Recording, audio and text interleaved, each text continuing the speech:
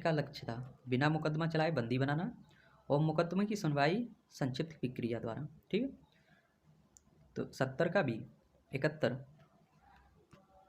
भारतीय राष्ट्रीय कांग्रेस का लाहौर अधिवेशन 1929 इतिहास में इसलिए बहुत प्रसिद्ध है क्योंकि कांग्रेस ने पूर्ण स्वराज की मांग का एक संकल्प पारित किया। दूसरा कथन है, इस अधिवेशन में उग्रवादियों एवं उदारवादियों के बीच झगड़े को सुलझाया गया। इस अधिवेशन में 2 राष्ट्रों की मांग के सिद्धांत को अस्वीकार करते हुए एक संकल्प पारित किया। तो याद रखना 71 का होगा हमारा ए, केवल एक कथन सही होगा, केवल एक। कौन सा? कांग्रेस ने पूर्ण स्वराज की मांग का एक संकल्प पारित किया। ठीक है, क्वेश्चन नंबर 72, भगवान बुद्ध की प्रतिमा कभी कभी एक हस्त मुद्रा एक दिखाई गई है जिसे भूमि स्पर्श मुद्रा कहा जाता है। यह किसका प्रतीक है? तो याद रखिए 72 का होगा हमारा बी, मार पर दृष्टि रखने एवं अपने ध्यान में विधिन डालने से मार को रोकने के लिए बुद्ध का धरती का आहन। ये ऑप्शन सही है। सॉरी, 71 का ए था केवल एक, लेकिन 72 का बी है, याद रखिए।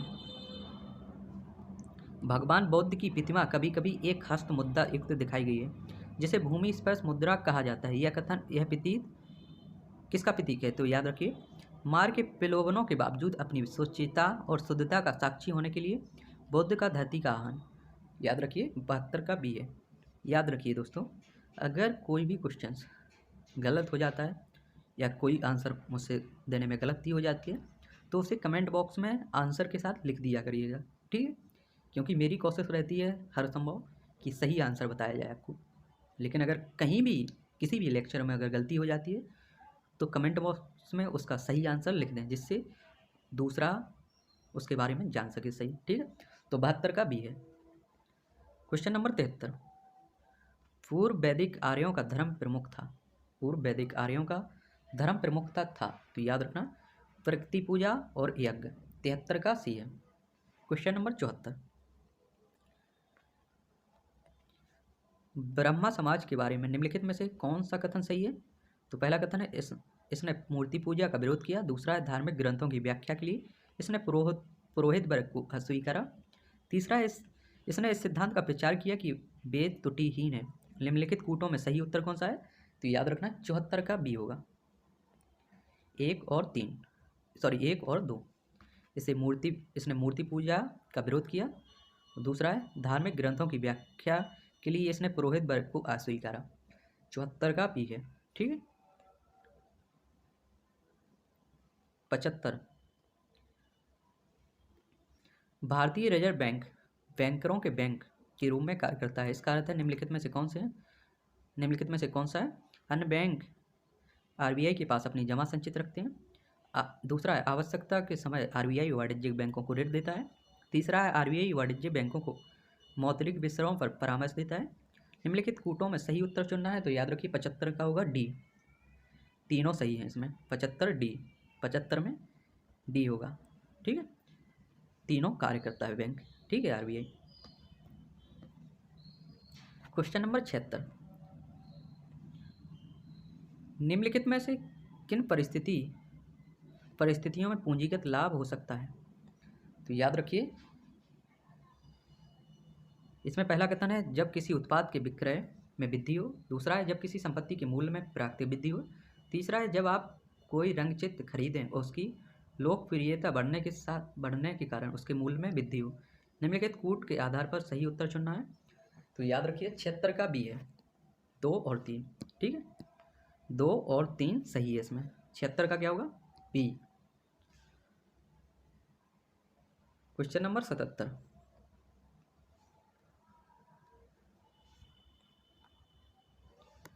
निम्नलिखित उपायों में से किसके परिणाम स्वरूप अर्थव्यवस्था में मुद्रा आपूर्ति में वृद्धि होगी?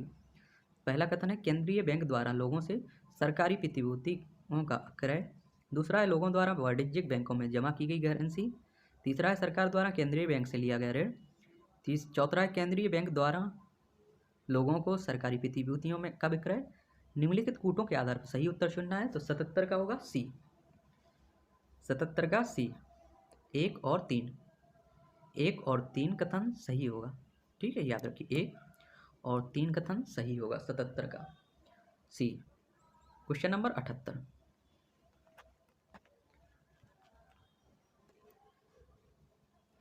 निम्नलिखित में से कौन सी बातें भारत में विदेशी प्रत्यक्ष निवेश में समाविष्ट होंगी? पहला है कथन भारत में विदेशी कंपनियों को की सहायक कंपनियां।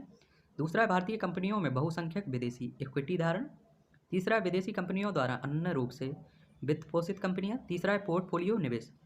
निम्नलिखित कूटों के आधार पर सही उत्तर चुनना है, तो याद रखना 78 का होगा डी। 78 का डी, 1 2 3। ठीक है, 1 2 और 3 सही होंगे। ठीक है कथन इसमें। 79, क्वेश्चन नंबर 79, निम्नलिखित कथनों पर विचार करना है। किसी मुद्रा का अंतर्राष्ट्रीय बाजार में मूल्य, पहला कथन है इसमें विश्व बैंक निर्धारित करता है। दूसरा है संबंधित देश द्वारा प्रदत्त वस्तुओं सेवाओं की कीमतें मांग है से निर्धारित होती हैं। तीसरा है संबंधित देश की सरकार की स्थिरता से निर्धारित होती है। चौथा है संबंधित देश की आर्थिक संभाव्यता से निर्धारित होती है। उपयुक्त में से कौन सा कथन सही है? तो याद रखिए 79 का बी होगा। 2 और 3, 2 और 3, संबंधित देश द्वारा प्रदत्त वस्तुओं और सेवाओं की कीमतें कितनी मांग है से निर्धारित होगी। तीसरा है संबंधित देश की सरकार की स्थिरता निर्धारित होती है। 69 का बी। फिर 80, सॉरी 79 का है बी। फिर है 80, लीड बैंक योजना का प्रमुख उद्देश्य है, तो याद रखिए 80 का होगा सी। 80 का क्या होगा? सी। प्रत्येक बैंक सघन विकास के लिए पृथक पृथक जिलों को अपनाए। 80 सी। क्वेश्चन नंबर 81, निम्नलिखितों पर विचार करना है। निम्नलिखित विचार पर विचार कीजिए। पहला कथन है मृदा के स्वरूप तथा उपज के गुणों के आधार पर भूमि राजस्व का मूल्यांकन। दूसरा युद्ध में चलती फिरती तोपों का उपयोग। तीसरा है तंबाकू और लाल मिर्च की खेती। उपयुक्त में से कौन से अंग्रेजों की भारत की देन थी? अंग्रेजों की भारत को देन थी, भारत को। तो याद रखिए 81 का होगा हमारा डी। कोई भी नहीं, कोई भी नहीं, 81 का डी है। क्वेश्चन नंबर 82, प्राचीन भारत में देश की अर्थव्यवस्था में अत्यंत महत्वपूर्ण भूमिका निभाने वाली श्रेणी संगठन के संदर्भ में निम्नलिखित कथनों पर विचार करना है।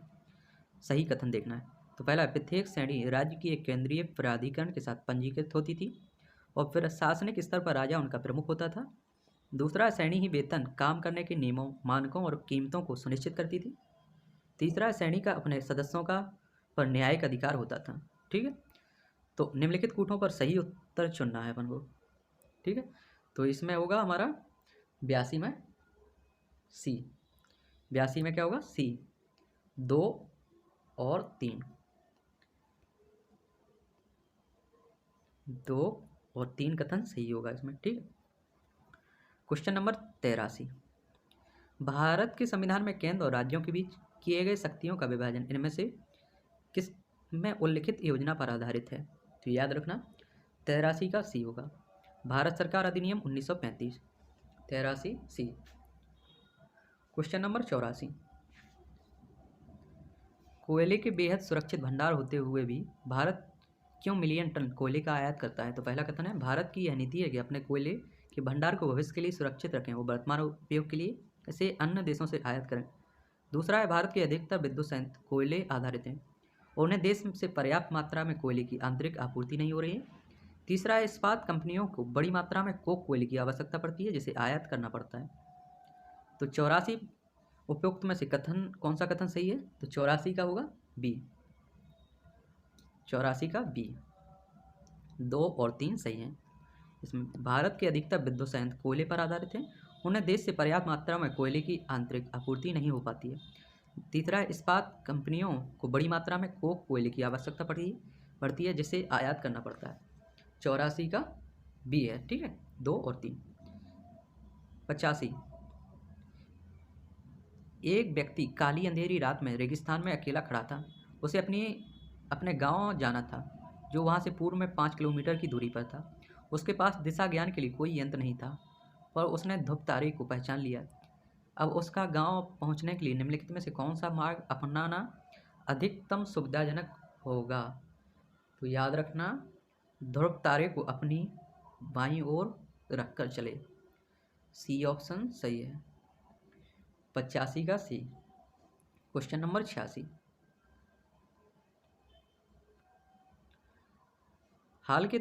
हाल में तथ्यों के एक वर्ग जिसे दुर्लभ मृदा धातु कहते हैं की कम आपूर्ति पर चिंता जताई गई है। पहला कथन है क्यों?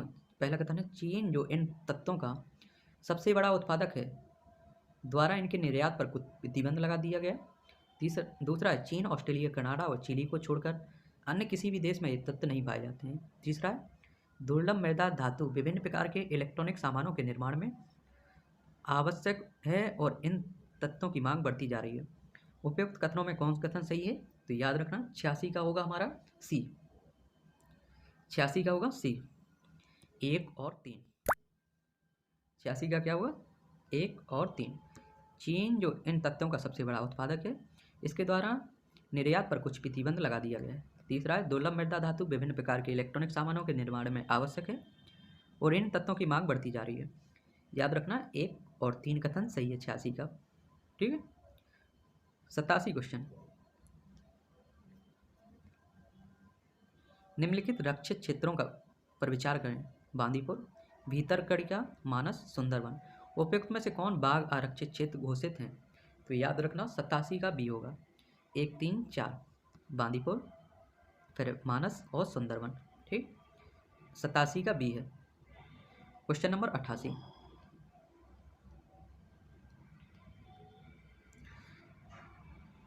निम्नलिखित कथनों पर विचार कीजिए। पहला कथन है दक्षिण भारत से उत्तरी भारत की ओर मानसून की अवधि घटती है। दूसरा कथन है उत्तरी भारत के मैदान में वार्षिक वृष्टि की मात्रा पूर्व से पश्चिम की ओर घटती है।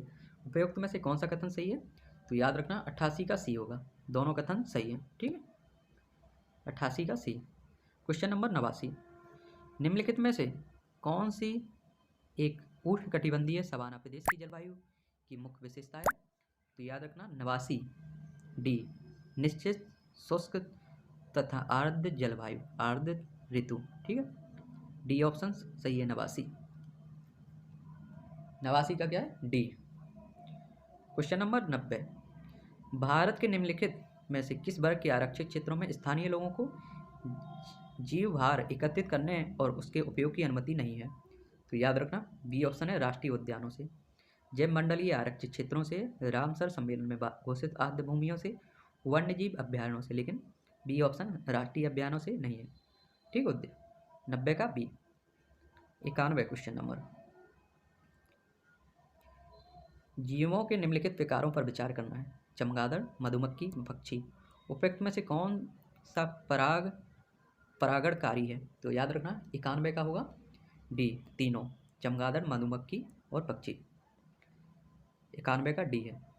क्वेश्चन नंबर 92, निम्नलिखित में से कौन सा एक प्राणी समूह संकटपन्न जातियों के संवर्ग के अंतर्गत आता है? तो याद रखना 92 का होगा ए, महान भारतीय सारंग, कस्तूरी मृग, लाल पांडा और एशियाई वन्य गधा। 92 का ए। क्वेश्चन नंबर 93, निम्नलिखित कथनों पर विचार करना है। यह केशिकत की परिघटना नहीं होती है। पहला है केरोसिन दीप का उपयोग मुश्किल हो जाता है। दूसरा है कोई मृदु रे का उपयोग करने के लिए एक्स्ट्रा का प्रयोग नहीं कर पाता। तीसरा है स्याही सोप पत्र काम करने में विफल हो जाता है। तीसरा है बड़े पेड़ जिन्हें हम अपने चारों ओर देखते हैं पृथ्वी पर नहीं उगते। तो 93 का होगा। उपयुक्त में से कौन सा कथन है? तो 93 का होगा बी, 1, 3, 4। 1, 3, 4 केरोसिन द्वीप का उपयोग मुश्किल हो जाता है। स्याही सोप पत्र काम करने में विफल हो जाता है। तीसरा है बड़े पेड़ जिन्हें हम अपने चारों ओर देखते हैं पृथ्वी पर नहीं उगते। 93 का बी होगा। ठीक है, 93 का बी है। 1, 3, 4। Question number 94, millennium ecosystem assessment पारिस्थितिकी तंत्र की सेवाओं के निम्नलिखित प्रमुख मार्गों का वर्णन करता है? व्यवस्था, समर्थन, नियंत्रण, संरक्षण और सांस्कृतिक निम्नलिखित में से कौन सी एक संवर्धन सेवा है? तो याद रखिए 94 का होगा सी, पोषक चक्रण और फसल परागण। 94 सी। क्वेश्चन नंबर 95, एंटीलोपो, ऑरिक्स और चीरू के बीच क्या अंतर है? तो याद रखना ए ऑप्शन, ऑरिक्स गर्म और शुष्क क्षेत्रों में रहने के लिए अनुकूलित है, जबकि चीरू ठंडे उच्च पर्वतीय घास के मैदान और अर्ध मरुस्थलीय क्षेत्रों में रहने के लिए है। क्वेश्चन नंबर 95 का है ए। ठीक है, 96 क्वेश्चन नंबर, निम्नलिखित में से कौन से भौगोलिक क्षेत्र में जैव विविधता के लिए संकट हो सकते हैं? पहला है वैश्विक तापन, दूसरा है आवास का विखंडन, तीसरा है विदेशी जाति का संक्रमण, चौथा है शाकाहार को प्रोत्साहन। निम्नलिखित कूटों पर के आधार पर सही उत्तर चुनना है। तो याद रखिए 96 का ए होगा, वैश्विक तापन, आवास का विखंडन और तीसरा है विदेशी जाति का संक्रमण। ठीक है, 96 का ए है। क्वेश्चन नंबर 97, निम्नलिखित पर विचार कीजिए। काली गर्दन वाला सारस, चीता, उड़न गिलहरी, हिम तेंदुआ उपयुक्त में से कौन भारत में प्राकृतिक रूप से पाए जाते हैं? तो याद रखना है 57 का होगा, 97 का बी 1 3 4, 97 का बी 1 3 4, मतलब काली गर्दन वाला सारस, उड़न गिलहरी और हिम तेंदुआ। ठीक है, 97 का बी। क्वेश्चन नंबर 98, निम्नलिखित कृषि पद्धतियों पर विचार कीजिए। समुच्च बांध, अनुपद सस्यन, शून्य जुताई। वैश्विक जलवायु परिवर्तन के संदर्भ में उपयुक्त में से कौन सी मृदा में कार्बन प्रच्छादन संग्रहण में सहायक है? तो याद रखिए बी ऑप्शन सही है, इसमें 3 केवल। 98 का बी, अनुपद सस्यन।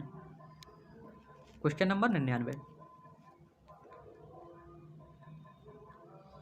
यदि किसी महासागर का पादप प्लवक किसी कारण से पूर्णतः नष्ट हो जाए तो इसका क्या प्रभाव होगा? पहला कथन है कार्बन सिंक के रूप में महासागर पर प्रतिकूल प्रभाव पड़ेगा, दूसरा है महासागर की खाद्य श्रृंखला पर प्रतिकूल प्रभाव पड़ेगा, तीसरा है महासागर जल घनत्व प्रबल रूप से फट जाएगा। और निम्नलिखित कूटों के आधार पर सही उत्तर चुनना है। तो याद रखिए 99 का होगा ए, केवल 1 और 2। कौन कौन सा? पहला और दूसरा। कार्बन सिंक के रूप में महासागर पर प्रतिकूल प्रभाव पड़ेगा, दूसरा महासागर की खाद्य श्रृंखला पर प्रतिकूल प्रभाव पड़ेगा। 99 का ए। क्वेश्चन नंबर 100, कुछ वर्ष पहले जब गिद्ध भारतीय देहातों में आम दिखाई देते थे, किंतु आजकल कभी कभार ही नजर आते हैं, इस स्थिति के लिए उत्तरदायी है? तो याद रखिए गौ पशु मालिकों द्वारा रुग्ण पशुओं के उपचार हेतु प्रयुक्त एक औषधि। ठीक है, 100 का बी है। तो याद रखिए ये था हमारा 2012 का IAS UPSC का प्रारंभिक परीक्षा का फर्स्ट पेपर। अगले लेक्चर में हम लोग बात करेंगे पेपर 2013 के प्रारंभिक परीक्षा के फर्स्ट पेपर को IAS के। ठीक है।